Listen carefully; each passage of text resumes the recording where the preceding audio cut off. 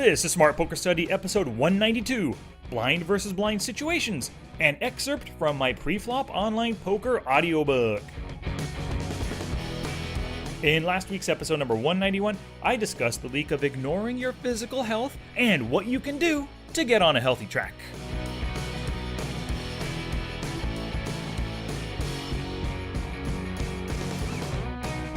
It's poker study time, y'all! I owe so much of the success to the show to all of you who listen, you subscribe, you leave those killer reviews, which help spread the word, and of course you're sharing on social media, Twitter, Facebook, all that kind of jazz. Thank you so much. I really do appreciate all of ya.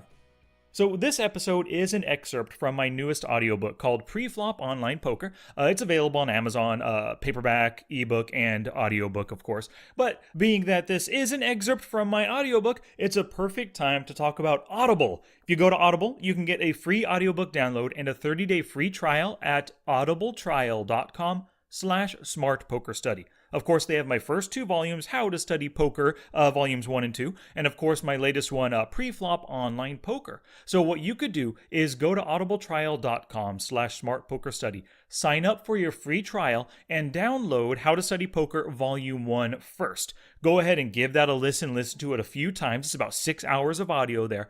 Listen to that in order to prepare yourself to be a better studier, or to help you become a better studier. And then what you do is you buy Preflop Online Poker as an audiobook for only $14.99, and then use what you learn from How to Study Poker Volume 1 to learn more from Preflop Online Poker. Or what you can do, of course, if you don't want to buy it for $14.99, just wait for that second credit to come in 1 month down the line, get Preflop Online Poker then, and then study the heck out of it to turn yourself into a stronger Preflop Online Poker player.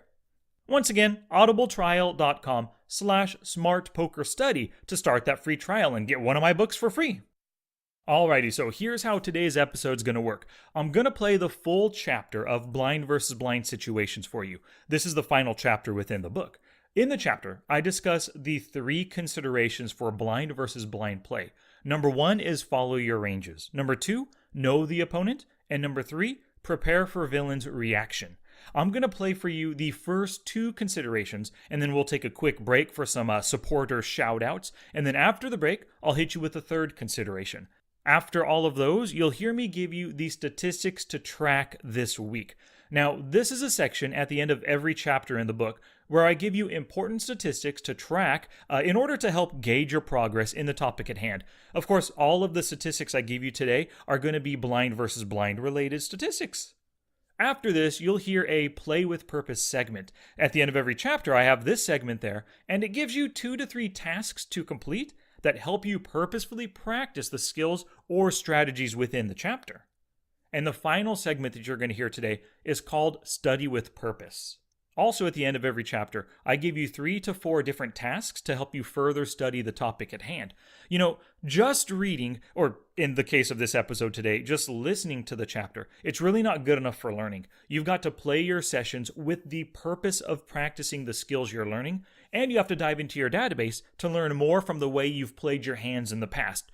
You know, basically go through the hands, find the mistakes that you've made, take note of them, and then resolve not to make those mistakes again. And in the audio, you're going to hear me reference 2 different screenshots. What you can do is just go to the show notes page to see both of those screenshots there. And of course, the show notes for today, smartpokerstudy.com/pod192. Now, normally, show notes have everything that I say within the podcast. This one's going to contain just some basic information along with those 2 screenshots, because if you want more, you got to get the book. Well, it's time to do it! Gambate! This is damn exciting stuff. Sub-domino 4.3, Blind versus Blind Situations. Blind versus blind situations come up frequently, especially in 6-max games. There are pros and cons to each side of the blind versus blind coin. Pro, the small blind has seen the rest of the table fold and has the opportunity to come in for a quick steal. Con, if called, small blind plays out of position post-flop. Pro, the small blind can choose to fold quite often and lose 1/2 big blind, not allowing the big blind to exploit their post-flop position. Con, giving up this way too often leads to missing easy money-making opportunities versus foldy big blinds. Pro, the big blind can benefit from the wide small blind stealing range and call with a tight value range and play post-flop in position. Pro, the big blind can 3-bet frequently to earn a lot of folds from the wide small blind open raising range. Con, the big blind loses chips by 3-betting too wide, then folding to an aggressive small blind's 4-bet. Ultimate pro for the big blind, gets to act in position both pre and post flop. Whichever side of the blind versus blind coin you're on, there are 3 considerations you must take into account before you make your play. The 3 considerations for blind versus blind play. Consideration number 1, follow your ranges.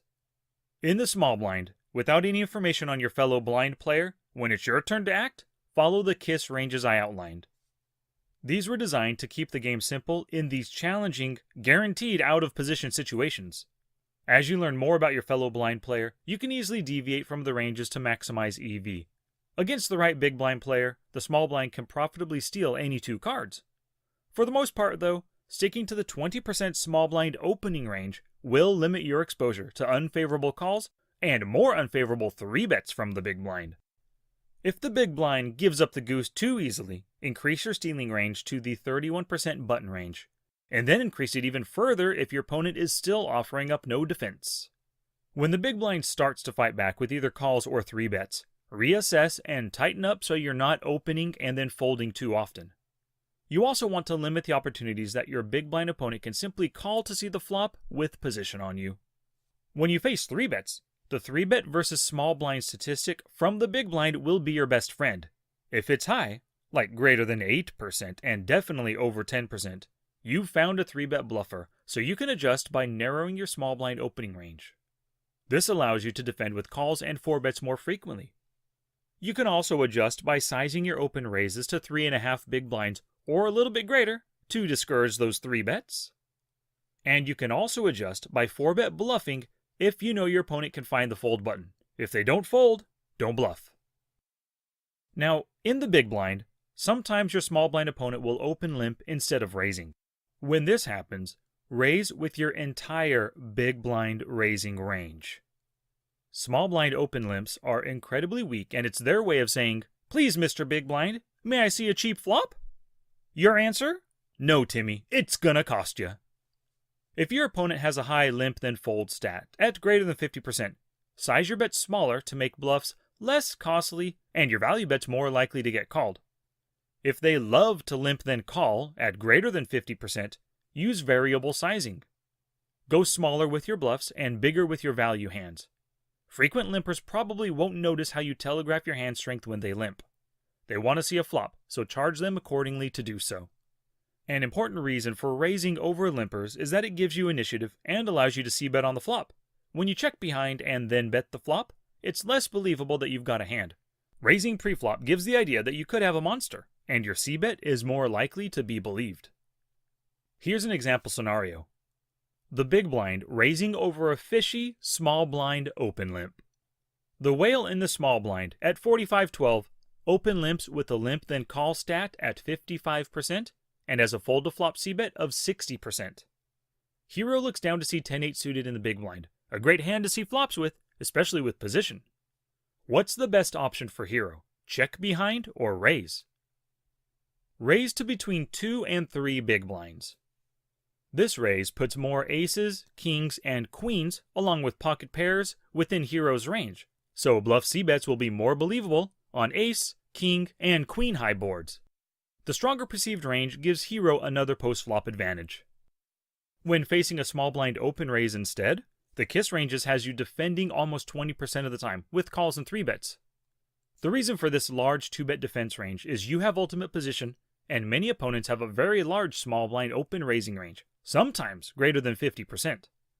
This makes it very difficult for them to defend versus 3-bets, and difficult as well to go post-flop with their wide range.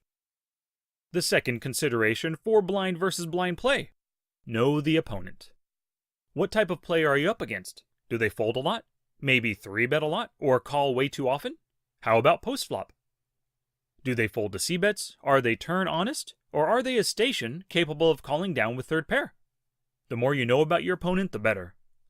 Sometimes you're playing against an unknown. If that's the case, play aggressively, but stick to your ranges. until you develop an understanding of how they play, then adjust accordingly. Try to develop a read on your opponent's post-flop tendencies as well. If you're not involved in a hand with them, watch as they play and take note of their actions. Utilize your knowledge and visualize how post-flop will play out before you raise or call pre-flop. If they hate folding post-flop, then go for value only. If they readily fold, then you can pull off some good bluffs. The more often they fold post-flop, the more you want to get into bloated pots with them, especially in position. Utilizing stats from your HUD is critical in every decision made. There are 5 HUD stats that will teach you loads about your fellow opponent in the blinds. Number 1. Big blind fold versus small blind steal. The higher the better, and anything over 75% deserves to be exploited with steal after steal until they fight back. But if they fold a lot and you've got a premium hand, you may want to size your raise smaller to elicit action from them. The second stat, attempt to steal. This stat helps to judge the strength of the small blind's open raise. Anything over 30% deserves at least the consideration of a 3-bet re-steal or a call. But before you 3-bet re-steal, make sure you also look at their raise, then fold in the small blind stat. Number 3. 3-bet versus small blind 2-bet. This is part of the 3-bet versus position stats that I discussed back in Sub-domino 3.4. This shows you how likely the big blind will 3-bet over your small blind raise. Anything over 8% is a player who loves to re-steal. Be careful and expect a 3-bet before opening against them. The fourth stat, fold to flop and turn c-bet. You are raising pre-flop, so look at these stats before you do so. See what street they get honest on to prepare yourself for barrel bluffing if necessary. Also, see how often they fold in position versus out of position, as this could play a significant factor. And the fifth statistic, c-bet flop and turn. These help to know how likely you'll be facing bets and barrels post-flop, and it can save you necessary pre-flop calling chips if things are looking to get ugly post-flop.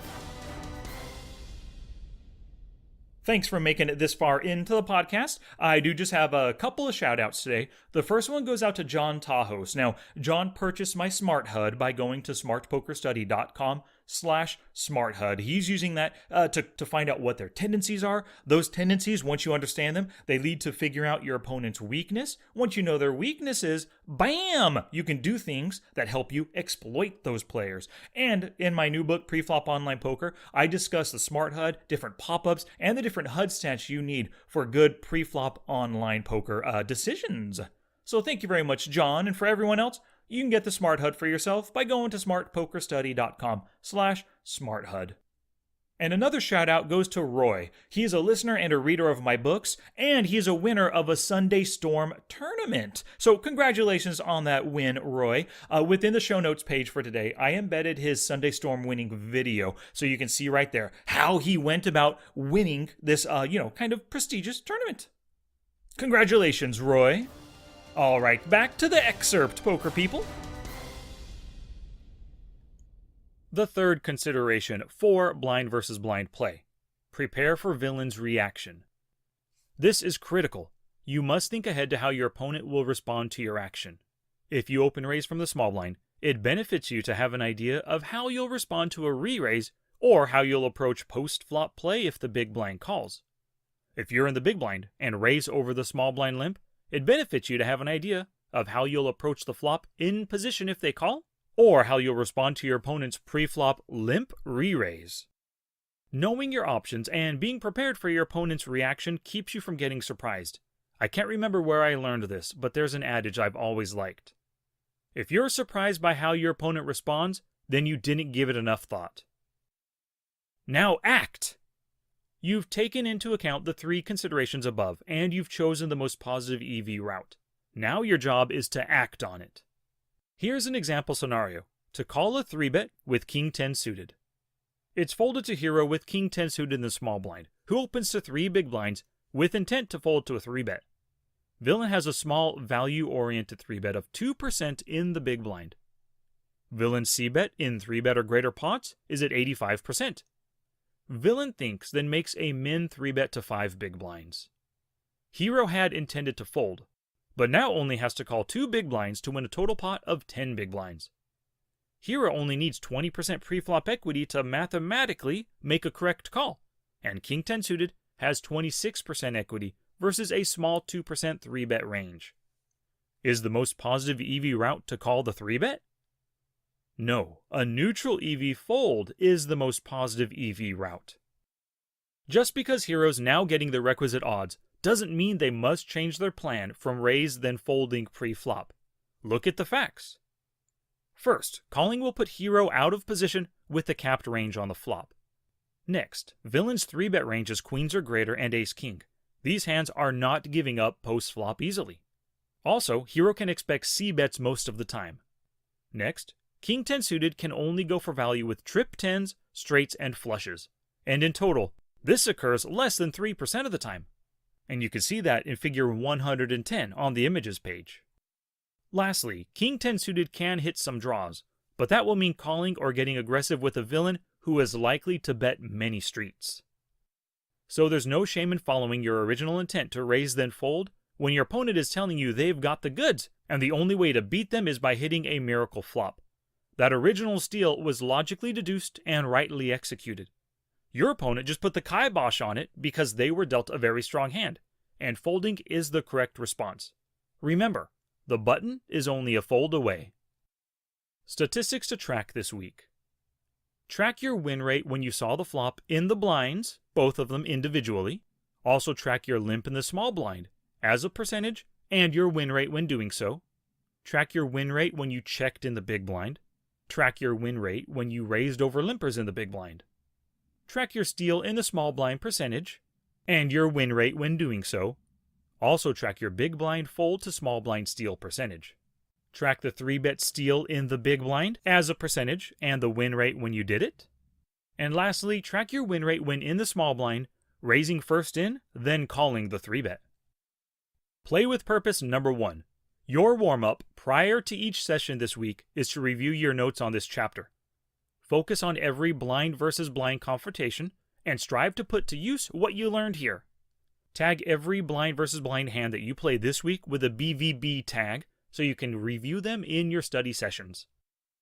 Play with purpose number 2. In 3 30-minute focus sessions of 1 to 2 tables, examine the stats from each of your opponents and complete this list of 6 questions on a piece of paper. Question 1. Who folds their blinds the most to steals? Second most? Question 2. Who overdefends their blinds with calls? Second most?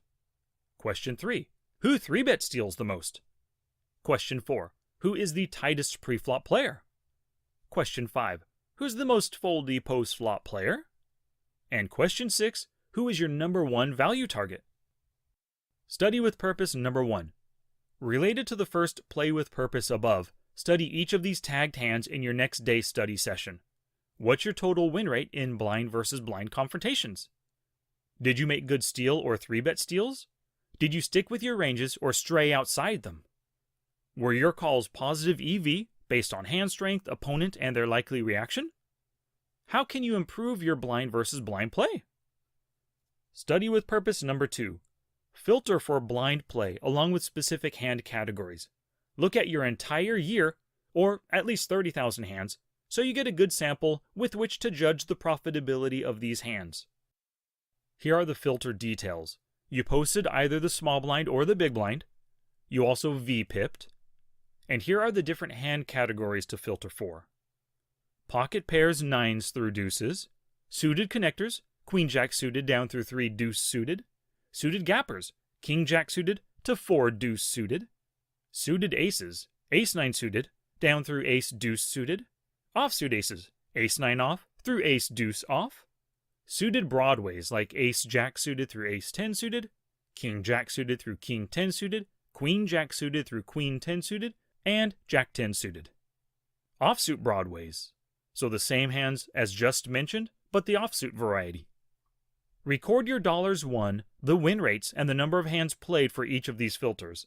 Next, break up the hand categories into weaker and stronger groups. For example, run the filter for suited connectors, Queen Jack suited through 9-8 suited, and then for 8-7 suited through 3 deuce suited. Your goal is to find the point where your hand choices go from being profitable to unprofitable. Consider why you play the unprofitable ones and how you can make them profitable. Study with purpose number 3. Learn from your winning opponents who steal and 3-bet steal aggressively. In your poker tracking software, create a new report called Aggressive Winning Stealers. Add the following stats to the report: big blind per 100 hands win rate, VPIP, PFR, attempt to steal from the small blind, big blind facing a small blind open, and 3-bet. This is also called 3-bet big blind versus small blind. Add expression filters for hands greater than 1,000, big blind per 100 hands win rate greater than 0, and attempt to steal from the small blind greater than 30, and big blind facing a small blind open, and 3-bet over 8. You can see an example of this report as figure 111 on the images page. Choose 3 players to review with a high attempt to steal from the small blind, and 3 more players with a high 3-bet big blind versus small blind stat. Individually review their blind play hands. Filter for VPIP and showdown hands and see if you can learn how they are aggressively approaching the blinds. What players are they targeting with their small blind steals and big blind 3-bets? What hands are they showing down, and how do they play them through the streets? Create a small blind raise first in and a big blind 3-bet steal range using their stats and showdown hands. Analyze the profitability of these ranges with your equity calculating software of choice.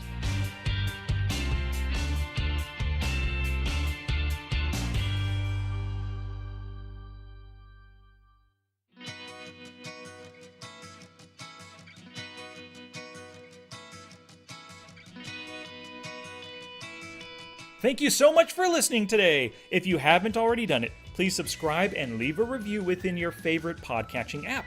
This is the best way, other than direct word of mouth, that you can help the show grow.